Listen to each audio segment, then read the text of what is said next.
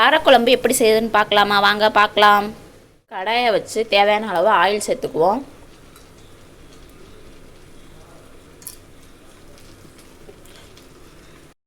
Oil காஞ்சதும் 1 table spoon வெந்தயம் சேர்த்துக்குவோம்.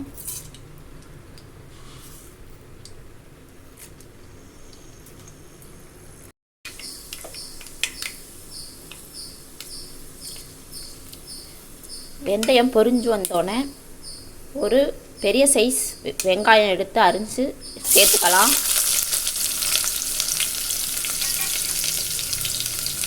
வெங்காயம் பொன்னிறம் வர அளவுக்கு வதக்கி எடுத்துக்குவோம்.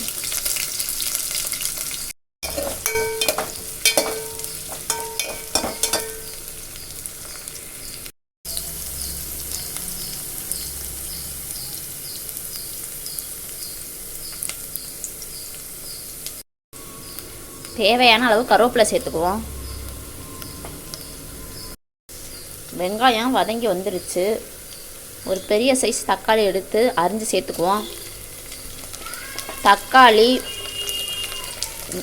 நல்லா கரைஞ்சி வர அளவுக்கு வதக்கி எடுத்துக்குவோம்.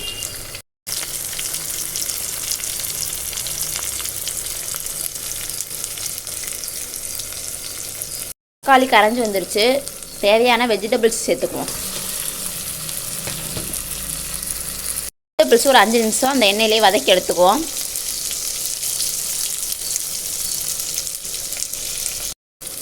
வெஜிடபிளை வதக்கி எடுத்தாச்சு. 2 டேபிள் ஸ்பூன் மிளகாய்த்தூள் சேர்த்துக்குவோம். நீங்கள் காரத்துக்கு ஏற்ப சேர்த்துக்கோங்க. 4 டேபிள் ஸ்பூன் மல்லித்தூள் சேர்த்துக்குவோம்.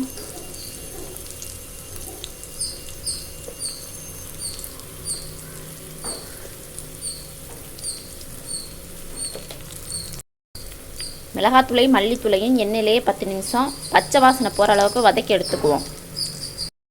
பச்சை வாசனை போகிற அளவுக்கு வதக்கி எடுத்தாச்சு. ஒரு லெமன் சைஸ் புளி எடுத்து கரைச்சி சேர்த்துக்கலாம். தேவையான அளவு தண்ணி சேர்த்துக்குவோம். தேவையான அளவு சால்ட்டு சேர்த்துக்குவோம். போட்டு மூடி கொதித்து சுண்டி வர அளவுக்கு கொதிக்க விடுவோம். குழம்பு கொதித்து சுண்டி வந்துருச்சு. இந்த ரெசிபி பிடிச்சிருந்தா லைக் பண்ணுங்கள், ஷேர் பண்ணுங்கள், கமெண்ட் பண்ணுங்கள். நம்ம சேனலை மறக்காமல் சப்ஸ்கிரைப் பண்ணிக்கோங்க. பாய்.